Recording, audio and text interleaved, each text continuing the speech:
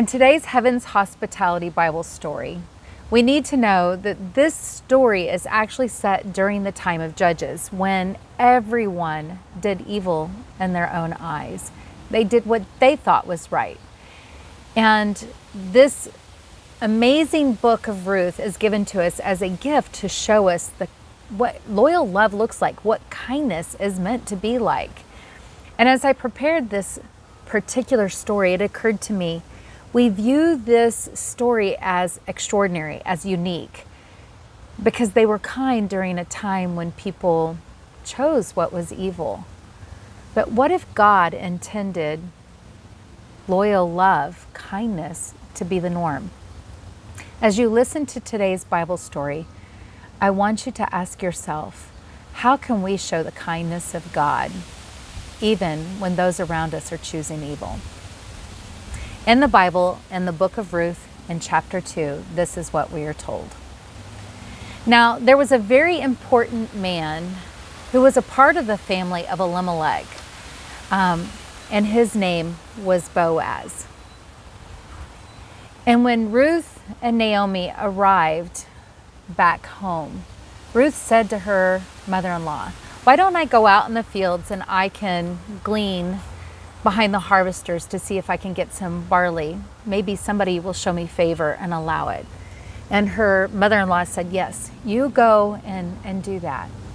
Well, it just so happened that the very field where she found favor was Boaz's field, and she began to glean behind the harvesters. About then, Boaz had arrived from Bethlehem, and he shouted out to his workers, "The Lord be with you." And his workers shouted back, "The Lord bless you." And when he saw Ruth working in his field, he went to his head foreman and he said, "Who is that over there?" And he said, "Oh, that's the Moabite that came back with Naomi. She came and asked if she could glean in the field, and she has worked all day with only a little bit of time that she took off in the shade." Well, Boaz went over and said, "Daughter, come here. I want you to stay in our field. You stay here and you glean here. I want you to follow my women and you glean behind them. I have told my workers to not harm you, and so stay behind my women. And if you should need it, there's water in those jars that the workers have filled. Go ahead and get yourself some water." Ruth was, "How is it that you are so kind to me when I'm a foreigner here?" And Boaz said to her, "You know, I have heard about you. I have heard about how you left your father and your mother, your brother and your sister, and even your country to come and be with a people that you don't even know. May the Lord repay you for what you have done." And she was, "Thank you so much. Your compassion and your kindness, I thank you. I don't even deserve this. I'm not even as important as your servants."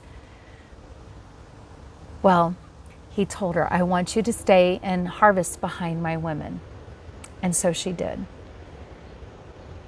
She went off, and at dinner time, Boaz called her over and he said, come and eat with us, and you can dip your bread in the vinegar and have some food." And he gave her some roasted grain. And she had so much that she was satisfied and full when she had finished eating. And she set some aside to save for her mother-in-law, Naomi. And she went back out to the field and continued working until the end of the day. And when she was done and she set about to pull it together, she had a full ephah of grain. That is the equivalent of a week's worth of food. And she took it back home to her mother-in-law, and she showed her what she had gathered and gave her the extra food that she had left over from lunch. And her mother-in-law said, "The Lord bless the man who did this." And Ruth said, "Well, it was Boaz."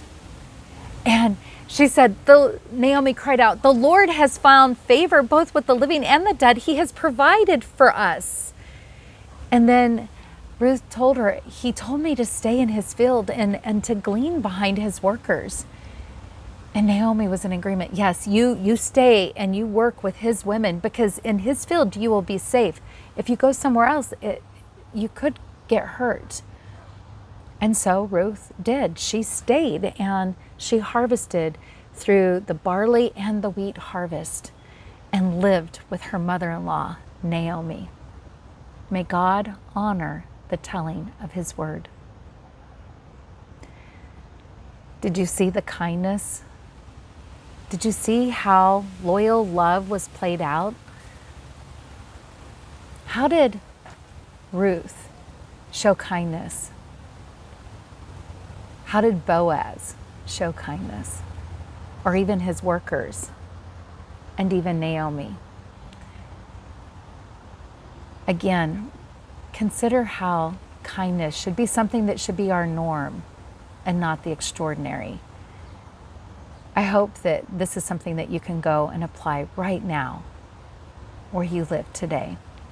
Be in the Word, be with Jesus, and be transformed. Shalom, y'all.